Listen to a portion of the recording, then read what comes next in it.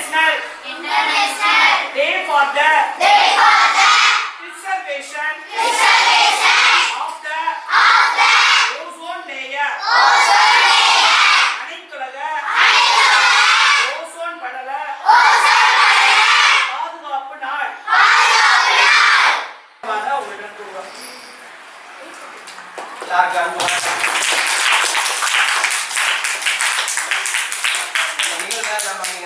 கேட்ட உடனே அவங்க உடனே அனுமதி கொடுத்தாங்க. இந்த பள்ளி நிர்வாகத்திற்கும் தலைமை ஆசிரியர் மற்றும் அனைத்து ஆசிரியர்களுக்கும் உங்களுக்கும் எங்கள் ஆளிலை நிர்வாகிகள் சார்பாக முதற்கண் வணக்கத்தை தெரிவித்துக் கொள்கிறேன். பார்த்தேன், எந்த கேள்வி கேட்டாலும் அத்தனைக்குமே மிக சிறப்பாக பதில் சொன்னீங்க. அது ரொம்ப பிடிச்ச ஒரு பதில் எதுன்னு பார்த்தா, எந்த யானை நல்ல யானைன்னு கேட்பாங்க. எங்கேயாவது நீங்க படத்துல அந்த வளர்த்து இந்த மாணிக்க யானை எல்லாம் நல்ல யானை சொல்லிக்கணும்னு நினைச்சேன். ஆனா 2 யானையுமே நல்ல யானையை சொன்னீங்க பார்த்தீங்களா, அதுல எனக்கு ரொம்ப மகிழ்ச்சியா இருக்கு. அதனால கை தட்டுறதுக்கு நாங்க தான் இருக்கோம். அதனால நீங்களும் சேர்ந்து கை தட்டினா நல்லா இருக்குன்றா எல்லாரும்.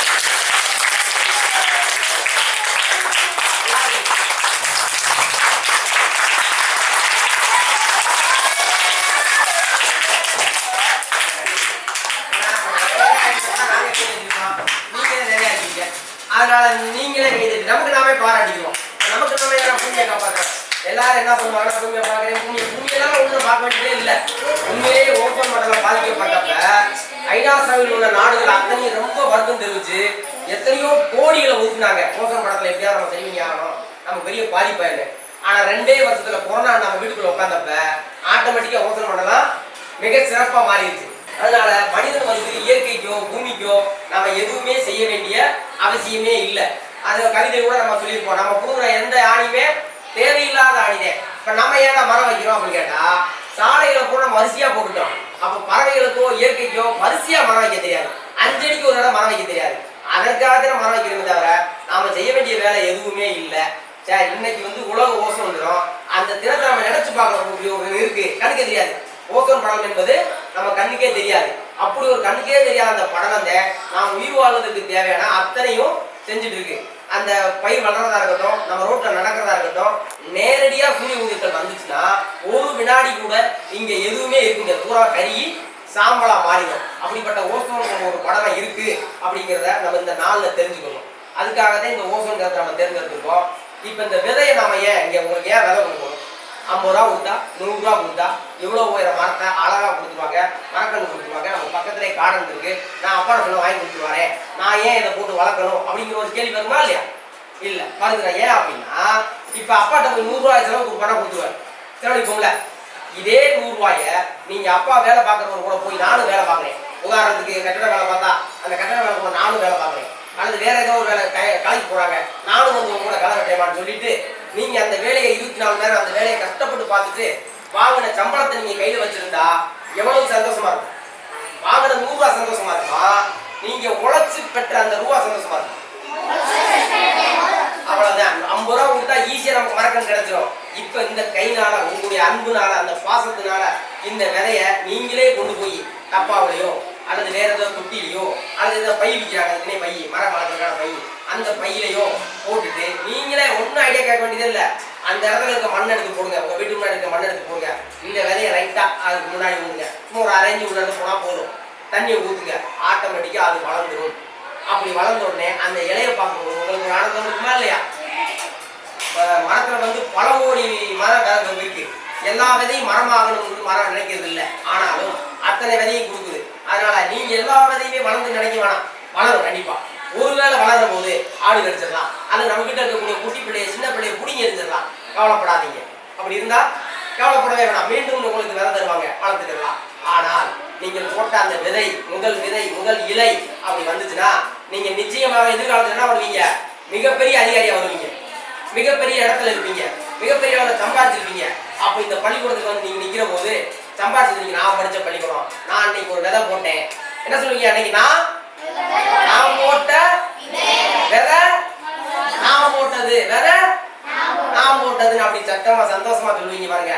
அந்த சந்தோஷத்துக்காகத்தே இந்த யானை குண்டி மனிதையை உங்க கையினால கொடுத்து ஒரு விதை கொடுக்கலாம்னு நினைச்சோம். வேணாம், ஒரு விதையில ஏதாவது ஒன்று வளராம கூட போயிடலாம். எத்தனையோ விதைகள்ல அவன் இன்னொரு விதையும் கொடுத்துருவோம் அப்படின்னு சொல்லிட்டு 2 விதையை அவங்க கையில தரோம். அந்த 2 விதையை 2 விதம் வாங்கிங்க. தொட்டி ஒரே தொட்டில வச்சிடக்கூடாது, 2 தொட்டியில வைங்க. வச்சுட்டு உங்களுக்கு எங்க இடம் இருக்குன்னு பிரியப்படுறீங்களோ அங்க நீங்களே நட்டு வளர்த்துக்கீங்க. சந்தோஷம். ஒரு வேலை இல்லை டீச்சர் எங்க இடமே இல்லை அப்படி நீங்க பள்ளிக்கூடத்துல போய் நம்ம பள்ளியில எங்க இடம் இருக்கோ அங்க வச்சுக்குவோம். அப்படி இங்கேயும் இல்லைன்னா நம்ம வைக்க வேண்டிய இடம் நிறைய இருக்கு. 3 மாதங்கள்ல நீங்க வளங்க. 3 மாதம் 100 நாள் கழிச்சு மீண்டும் உங்களை நாங்கள் சந்திப்போம். அப்ப நீங்க யார் யாரெல்லாம் சிறப்பா இருக்கீங்க வளர்ந்துருக்கீங்கன்னா அன்னைக்கு ஒரு சர்டிபிகேட்டும் டீச்சர் மூலியமா ஏற்பாடு பண்ணி நம்ம கொடுக்கறதுக்கு கடமை போட்டிருக்கோம். இது போட்டி இல்ல. ஆமா, இது போட்டி இல்ல. இது போட்டி தேவையில்லை. நீங்க உங்க விதையை ஊண்டிட்டாலே நீங்க வெற்றியாளர். சரிதானா? விதையை நீங்க கைவசம் வாங்கும் போதே நீங்க வெற்றியாளர். நமக்கு தேவை இதுல அன்பு, அந்த பாசம், அந்த நேசம், பூமி மேல வச்சிருக்க நம்முடைய பற்று, அது மட்டுமே நோக்கமே தவிர வேற எந்த நோக்கமும் இதில் இல்லை. நீங்க கைனால வச்ச அந்த விதையில ஒரு இலை விட்டுட்டா ஆளிலை மிக சந்தோஷப்படும். அதற்காகவே இந்த விதையை நாங்கள் கொடுக்குறோம். இந்த வாய்ப்பை அனைத்து ஆசிரியர்களுக்கும் அந்த பள்ளி நிர்வாகத்துக்கும் எங்கள் நன்றியை தெரிவித்துக்கிறோம்.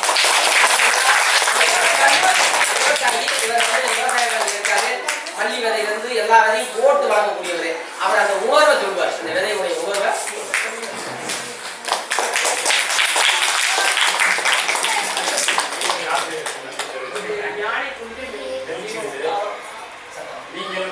நீங்களும் விரதம் ஒவ்வொரு விரதம் விதை எப்படி கொடுத்துருக்கோமோ அது போல நீங்கள் விரதம் மரம் எப்படி உங்களுக்கு முன்னாடி பள்ளி முன்னாடி இருக்கோ அது போல வளர்ந்து நீங்களும் எல்லாத்துக்குமே இருக்கும். பெரிய மரம் பயங்கரம் போய் நம்புறாங்க. ஒவ்வொரு விதையும் முளைச்சி வந்து அது வீட்டில் வரும்போது ரொம்ப சந்தோஷப்படுறேன். ரொம்ப மணிமாரன் படித்தவங்களுக்குலாம் நமக்கு அவர் ரொம்ப அதிக விவசாயம் தான் பண்ணுறேன். இயற்கையோடு இருங்க. தயவுசெய்து உரம் அதெல்லாம் பண்ணாதீங்க. நானும் மரம் வளர்க்குறேன். ஒரு நாள் கூட நான் இந்த மாதிரி விவசாயத்துக்கு இதுவரைக்கும் உரமே போட்டதில்லை. இயற்கையோடு சார்ந்துதான் இருக்கும். நல்ல பலன் கிடைக்கும்.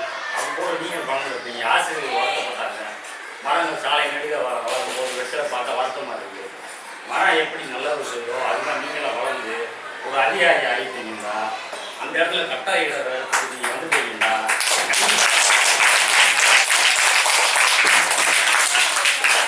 கஷ்டமாக இருங்க. ஓடி முடியாது மரம் நடந்தது. ஒரு மாவட்ட அதிகாரி ஆகிட்டீங்களா நீங்கள் சொல்வது நடக்கும் கண்டிப்பாக. அதனால் மரம் போல நீங்கள் பயன்படணும். நல்ல விதையை உருவாக்கணும்னு சொல்லி அதனால இந்த எண்ணங்களை நீங்க படிப்படியாக வளர்த்துக்கிட்டு நீங்க எப்படி உங்க எண்ணங்களை வளர்க்குறீங்களோ அதே மாதிரி மரங்களை வளர்க்கணுங்க. என்னுடைய ஆசீர்வாதத்தோட உங்க கேட்குறேன். இந்த வாய்ப்பை கொடுத்ததுதான் இந்த வரைக்கும் நீங்க ஒரு நல்ல நல்ல செய்திகளை எல்லாம் இப்ப நீங்க கேட்டீங்க. அப்படிதானே? அதாவது செவி வழிய செய்திகளையும் அவங்க உங்களை அந்த பசுமையை காப்பதற்காக அவங்க எடுத்துக்கொண்டவங்க நடவடிக்கைகள் எல்லாம் இந்த வரைக்கும் கேட்பீங்க. நான் இப்பதான் வந்தேன். இது வரைக்கும் என்ன பேசினாங்கிற ஒரு ஆர்வம். இதுக்கு இடையில எனக்கு ஒரு மீட்டிங் இருந்துச்சு. இந்த மீட்டிங்குமே இந்த பசுமையை பற்றி வேற ஒண்ணு இல்லை. அதாவது வந்து இங்க ஸ்கூல்லையோ நம்ம கிடங்கள்லையோ ஒரு ஆசிரியர் ஒரு மாணவர்கள் அதுவும் 2 பேரும் ஒரு லேடி டீச்சர் ஒரு ஸ்டூடெண்ட் போய் சேர்ந்து மரக்கன்றுகளை நடுவது ஒரு 10 மீட்டிங் தான் இப்போ நான் அட்டன் பண்ணிட்டு வந்தேன். அது சார்ந்த தகவல்கள் தான் இங்கேயும் இப்போ நடக்குது அப்படின் போது ரொம்ப சந்தோஷமா இருக்கு. பசுமையை நம்ம வந்து நேசிக்கணும். ஏன்னா இருக்க இப்போ காடுகள் வந்து அழிந்து கொண்டே போயிடுது. ஏன்னா ஒரு நாட்டினுடைய அரணாக இருப்பது ஒரு நாட்டு, அதாவது ஒரு நீர் வளம், நில வளம் அப்படின்னு பொருள் வளம், ஒரு நாடு வந்து இதெல்லாம் இருந்தா ஒரு சிறந்த நாடு அப்படின்னு நம்ம சொல்றோம். அது மாதிரி நம்முடைய நாட்டிற்கு எல்லாத்துக்குமே அடிப்படையாக ஒரு நீர் வளத்துக்கோ ஒரு நில வளத்துக்கோ அல்லது ஒரு பொருள் வளத்துக்கோ எல்லாத்துக்குமே அடிப்படையாக இருப்பது எது? இந்த மரங்கள், இந்த பசுமை தான். மரங்கள் இல்லை என்றால் என்ன இல்லை? நமக்கு மழை இல்லை. மழை இல்லை என்றால் நீர் இல்லை. நீர் இல்லை என்றால் அங்க எங்க நிலத்துல எங்க விளைச்சல் இருக்கும்? இன்னைக்கு சமீப காலத்துல பார்த்தீங்கன்னா மழை பருவமழைகள் தவறி பெய்கிறது. பருவமழைகளே இருக்குது. அப்ப என்ன செய்யுது? நம்மளுடைய விவசாயம் வந்து இந்த மாதிரி இருக்குதா? நான் இந்த ஸ்கூலுக்கு வந்த புதுசுல பாத்தீங்கன்னா இந்த காம்பவுண்ட் வந்து அவ்வளவு மரங்கள் இருந்துச்சு. ஏன்னா இங்க எல்லாம் ஃபுல்லா தென்னை மரங்கள் இருந்துச்சு. இடையில என்ன செஞ்சுட்டோம்? வெட்டப்பட்டுச்சு. அப்படியே ஒரு குளுமையா இருக்கும் இந்த இடம் வரும்போதே. ஆனா இப்போ பார்க்கும்போது பாத்தீங்கன்னா என்ன செய்யுது? போதிய அளவு மரங்கள் இல்லை. ஆனா என்ன செய்யுது? அவ்வளவு ஒரு ஒரு வெப்பம் தாக்குது. உங்களுடைய நிலங்கள் எல்லாம் பார்க்கும்போது அவ்வளவு பசுமையா இருக்கும். இப்ப அந்த பசுமை எல்லாம் என்ன செய்யுது? குறைந்து கொண்டே போகிறது. அப்ப நீங்களும் சொன்ன மாதிரி நீங்களும் அந்த வளரும் குழந்தைகளும் பசுஞ்செடிகள் மாதிரிதான் நீங்களும். சரியா? வளர என்ன செய்ய நீங்களும் அதே மாதிரி என்ன செய்யணும்?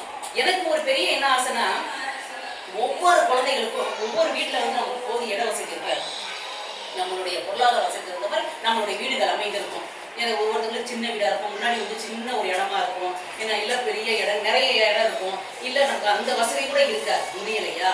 உன் மனசுல இப்ப இருந்தே ஒரு ஆசை, சார் சொன்ன மாதிரி ஒரு சின்ன டப்பா, ஒரு சின்ன தொட்டி, இல்ல வீட்டுல ஒரு பெரிய ஒரு நல்ல ஒரு நிறைய கவர் வருது, இந்த வாசல் கவர்லாம் வரும் பாத்தீங்களா, அந்த கவரை கூட நம்ம என்ன செய்யக்கூடாது, வேஸ்ட் பண்ணக்கூடாது. அந்த இப்ப அமேசான் இதெல்லாம் வருதுலடா கவரு, அந்த கவர்களை கூட எடுத்து என்ன செய்யணும், ஒரு சின்ன ஹோல், ஒரு சின்ன ஒரு ஓட்டை மட்டும் போட்டு விட்டுட்டு மண், உங்க ஊர்ல நிறைய நம்ம சுத்தி நிறைய மணல் இருக்கும், அந்த மண்ணெல்லாம் எடுத்து போட்டு உங்களால முடிந்த அளவு ஒரு விதை, அவர் சார் சொன்ன மாதிரி ஒரு விதையை ஊறி வச்சுட்டு நீங்க ஒரு வாரம் கழிச்சு அதை பார்த்தீங்கன்னா உங்களுக்கே ஆசை வரும். ஒரு சின்ன ஒரு துளிர் அப்படி வரும்போது என்ன செய்யும், மனசு நம்மள அறியாம ஒரு சந்தோஷம் வரும். சந்தோஷமா இல்லையா?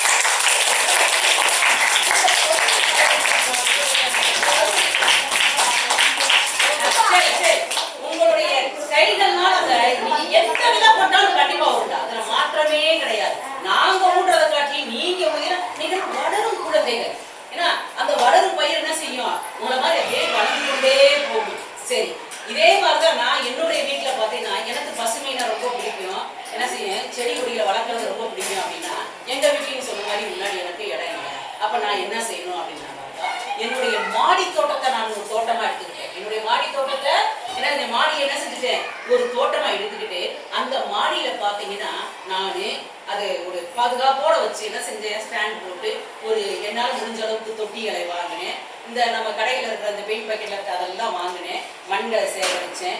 எல்லாமே இயற்கை தான், எல்லாமே ஆர்கானிக் தான். ஏன்னா அது எல்லாமே என்ன செஞ்ச இயற்கை முறையில் அதெல்லாம் சேகரிச்சு மண்புழு உரங்கள் எனக்கு கிடைச்சிச்சு. அடுத்து இந்த கோகோ பீப்னு சொல்லுவாங்க, தேங்காய் நார்கள் இதெல்லாம் சேர்த்து கலவையா போட்டு நானும் விதைகளை எல்லாம் என்ன கலெக்ட் பண்ணேன். எங்கெங்க நான் வெளியூர் போறேன்னு அங்கெல்லாம் நர்சரியில் என்ன செய்வேன், காரை நிப்பாட்டி அங்க இருக்கிற புதுமையான செடிகள் விதைகள் எல்லாம் வாங்கிட்டு வந்து என்னுடைய மாடி தோட்டத்தை ரொம்ப அழகுபடுத்தி நான் வச்சிருக்கிறேன். எனக்கு ஒரு மனசு இன்னைக்கு எப்பொழுதும் அந்த இடத்துக்கு போனேன்னா எனக்கு அவ்வளோ ஒரு மன நிம்மதி, அவ்வளோ ஒரு சந்தோஷம். நான் என் பிள்ளைங்களுக்கு அந்த வீடியோவை நான் காமிச்சிருக்கேன், அதனால அப்படியெல்லாம் காமிச்சிருக்கேன். போனேன்னா கொய்யா வச்சிருக்கேன், சரியா, எனக்கு கொய்யாக்காய் காய்ச்சிருக்கோம், அதை புரிய சொல்லுது, நம்ம வச்சது, நம்ம தண்ணி ஊத்துனது, நம்ம பார்த்து வளர்ந்தது அப்படின்னு சொல்லி அந்த கொய்யாவை அந்த கனியை பறிச்சு சாப்பிடும் போது இருக்கிற கொய்யா இனிக்குதோ இல்லையோ அதை சாப்பிடும் போது இருக்கிற அந்த ஒரு இனிமை இருக்கு பார்த்தீங்களா, நம்ம வச்சதுன்னு சொல்லி. அந்த மாதிரி ஒவ்வொரு இதையும் பார்த்து பார்த்து பார்த்து என்ன செய்வேன், ஒரு சின்ன மாடி கட்டு வச்சு அங்க ஒரு பாரதியார் நம்ம சொல்லுவார் இல்லையா, அது மாதிரிதான் என்ன செய்யணும், 10 12 தென்னை மரங்கள் வேணும்னு சொல்ல, காணிகளை வேணும் பராசக்தின்னு சொல்லப்படுது. அதே மாதிரி அந்த பசுமையை பார்க்கும் போது மாடி தோட்டத்தில் எனக்கு மனசு எப்பப்பெல்லாம் கஷ்டமா இருக்குது, எப்பப்பெல்லாம் ஒரு ரிலாக்ஸேஷன் கண்டிப்பாக மாடி தோட்டத்தில் போய் அந்த செடிகள் தண்ணி ஊற்றி ஒரு களி வந்தாலும், ஒரு புது காய் வந்தாலும், புது ஒரு பூ பூத்தாலும் நம்ம மனது இருக்கிற ஒரு சந்தோஷம் வேற எதிலுமே கிடைக்கவே கிடைக்காது. அதனால குழந்தைகளாக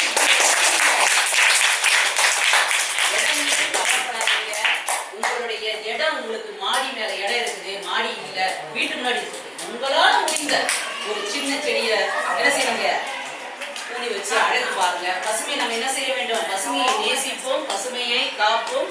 நாம் பாரதத்தை என்ன செய்யணும், ஒரு வல்லரசு ஆக்கணுமா இல்லையா? எதுல ஆக்கணும்ன்றீங்க? அறிவியல் அதுக்கு அடிப்படை என்னது? அதுக்கு அடிப்படை என்னது? வாய்ப்பை கொடுத்த அனைவருக்கும் என்னுடைய நன்றி, வணக்கம். நானும் உங்களை மாதிரி சின்ன வயசுல இருந்து இந்த பசுமை இயக்கத்தில் இருக்கேன். அதாவது ஆரம்பத்தில் எனக்கு இன்ட்ரெஸ்ட் எப்படி வந்துச்சுன்னா, சின்ன வயசுல இருந்து இப்போ நான் கேள்விப்பட்டிருக்கேன் மரம் வச்சுருவோம். அந்த மரத்தில் இப்போ நான் போகும்போது கம்பம் போகும்போதெல்லாம் பார்ப்பேன், இந்த மரம் நான் வச்சது இன்னுமே பெருமையாக இருக்கு. அப்போ அங்கே ஒரு 10 நிமிஷமாவது நின்று நல்ல நிம்மதியோடு போவேன். அதே மாதிரி நீங்களும் இந்த விதையை வச்சு இன்னும் நாமும் நினைச்ச மாதிரி ஃபீல் பண்ண முடியும். வாய்ப்பு இருக்கிறதுக்கு நன்றி.